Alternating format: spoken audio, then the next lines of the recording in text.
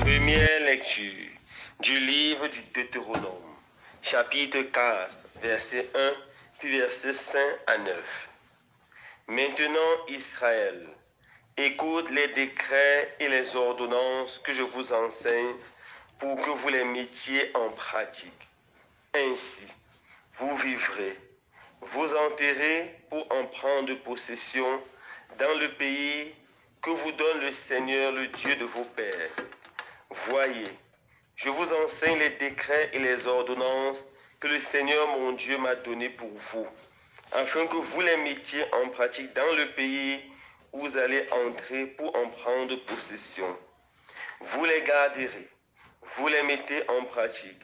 Ils seront votre sagesse et votre intelligence aux yeux de tous les peuples. Quand ceux-ci entendront parler de tous ces décrets, ils s'écrieront: il n'y a pas un peuple sage et intelligent comme cette grande nation. Quelle est en effet la grande nation dont les dieux soient aussi proches que le Seigneur notre Dieu est proche de nous chaque fois que nous l'invoquons? Et quelle est la grande nation dont les décrets et les ordonnances soient aussi justes que toutes ces lois que je vous donne aujourd'hui? Mais prends garde à toi, garde-toi de jamais oublier ce que tes yeux ont vu. Ne laisse pas sortir de ton cœur un seul jour. Enseigne-le à tes fils, aux fils de tes fils. Parole du Seigneur. Nous rendons grâce à Dieu. Frères et sœurs bien-aimés, dans la première lecture de ce jour, l'auteur du livre du Deutéronome nous parle de l'importance de la loi et des décrets du Seigneur. Ou mieux encore, il nous parle de l'importance pour chacun et chacune d'entre nous de garder la loi et les décrets de notre Dieu. Permettez-moi de commencer par cette histoire assez tragique qui m'a été rapportée par une de mes amies religieuses. Alors la révérende sœur me raconte qu'une fois, elle a pris une moto, ce qu'on appelle généralement benzikin, et le chauffeur conduisait tellement rapidement et avait tellement d'indiscipline. Il n'hésitait pas à doubler les camions de façon très indisciplinée, sans respecter aucune règle de la route. Apeurée, elle a invité le chauffeur à ralentir, mais ce dernier ne s'est pas exécuté. Avec la grâce de Dieu, ils sont arrivés à destination, et lorsque le benzikineur l'a déposé, lorsqu'elle était en train de payer, elle a dit: mon frère, tu conduis très mal, tu ne respectes aucune règle de la route. Si tu continues comme ça, tu pourrais avoir un accident et te faire mal. S'il te plaît, va un peu plus lentement et respecte le code de la route. Et le benzikineur a pris son argent, a insulté la révérende sœur et sans même regarder derrière, a voulu prendre un virage rapide. Et il a été immédiatement percuté par un véhicule qui venait. Et le benzikineur, tout broyé, ainsi que sa moto, est décédé devant cette sœur. Elle a assisté à ces scènes horribles. Lorsqu'elle m'a raconté cette histoire, elle était sur le choc. Et je lui ai dit: si jamais il avait écouté ce que tu as dit, si jamais il avait écouté tes instructions, certainement il serait encore vivant. Dans la première lecture de ce jour, le Seigneur invite son peuple à écouter ses instructions, à garder sa loi, à respecter ses commandements. C'est la condition pour eux pour vivre heureux, épanouis, pour rester vivants. En général, les hommes n'aiment pas respecter les instructions. Les hommes pensent que respecter les instructions est quelque chose fait pour les enfants. Ils pensent que respecter les instructions les pousse à rester des petits enfants. Souvent quand on demande à quelqu'un de respecter une instruction, il aime répondre: je ne suis pas un enfant, je ne suis pas ton enfant, je fais ce que je veux. Certains pensent que respecter les instructions veut dire ne pas réfléchir. Mais je vous dis, mes frères et sœurs, personne ne peut vivre, être heureux et être épanoui s'il n'apprend pas à respecter les instructions. Un enfant ne peut pas grandir, atteindre la sagesse et la maturité s'il n'apprend pas à respecter les instructions de ses parents. Un enfant ne peut pas aller à l'école s'il n'apprend pas à respecter le minimum de règles dans la société. Regarder à gauche et à droite avant de traverser la route. Quelqu'un ne peut pas être un bon chauffeur s'il n'apprend pas à respecter les instructions, le code de la route. Il créera les accidents.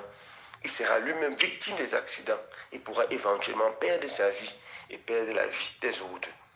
Personne ne peut vivre dans cette société sans respecter un minimum d'instructions.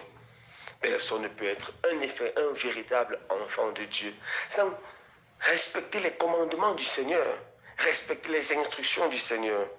Les commandements du Seigneur ne sont pas faits pour nous écraser, pour nous détruire, pour nous rendre malheureux. Mais bien au contraire, les commandements du Seigneur sont faits pour nous permettre de vivre heureux, épanouis et de rendre tous ceux qui sont autour de nous heureux et épanouis. En ce temps de carême, mes frères et sœurs bien-aimés, je vous invite à ne pas avoir peur de respecter les instructions, les commandements du Seigneur. Respectez-les, apprenez-les par cœur, gardez-les dans votre cœur. Ils sont extraordinaires. Vous pouvez trouver les 10 commandements dans le livre de l'Exode au chapitre 20. Permettez-moi de conclure en vous les rappelant. Premier commandement. Je suis le Seigneur ton Dieu. Tu n'auras pas d'autre Dieu que moi. Ici, le Seigneur nous met en garde contre toute forme d'idolâtrie. Deuxième commandement. Tu ne prononceras pas le nom de Dieu en vain. Ici, le Seigneur nous invite à fuir le parjure. Troisième commandement. Tu sanctifieras le jour du Seigneur. Pour nous les chrétiens, le Seigneur nous rappelle que la messe du dimanche n'est pas facultative. C'est une obligation d'amour, un devoir d'amour. Quatrième commandement, tu honoreras ton père et ta mère. Ici, le Seigneur nous rappelle que nos parents sont sacrés. Nous devons les aimer, les respecter et les chérir. Cinquième commandement, tu ne tueras pas. Ici, le Seigneur nous rappelle que la vie humaine est sacrée, la sacralité de la vie humaine. Personne n'a le droit de prendre la vie de son semblable. Non à toute forme d'assassinat des citoyens. Non à l'avortement. Non à la guerre. Non à tout ce qui prend la vie de façon implicite ou explicite d'un être humain. Sixième commandement. Tu ne commettras pas d'acte d'impureté. Ici, le Seigneur nous invite à prendre conscience que la sexualité ne doit pas être banalisée, comme nous voyons dans cette société moderne. La sexualité doit être reçue comme un don du Seigneur et vécue avec responsabilité et sagesse. Septième commandement, tu ne voleras pas. Ici, le Seigneur nous rappelle que le vol est un crime grave, que la corruption est une abomination pour un pays qui veut se développer, que la tricherie, c'est la mort pour tout élève et tout étudiant, et que le plagiat, c'est la fin, la destruction de l'intelligence humaine. Huitième commandement, tu ne mentiras pas. Ici, le Seigneur nous invite à cultiver la vérité, une civilisation de la vérité. Apprendre à être vrai avec soi-même, vrai avec les autres et à dire la vérité.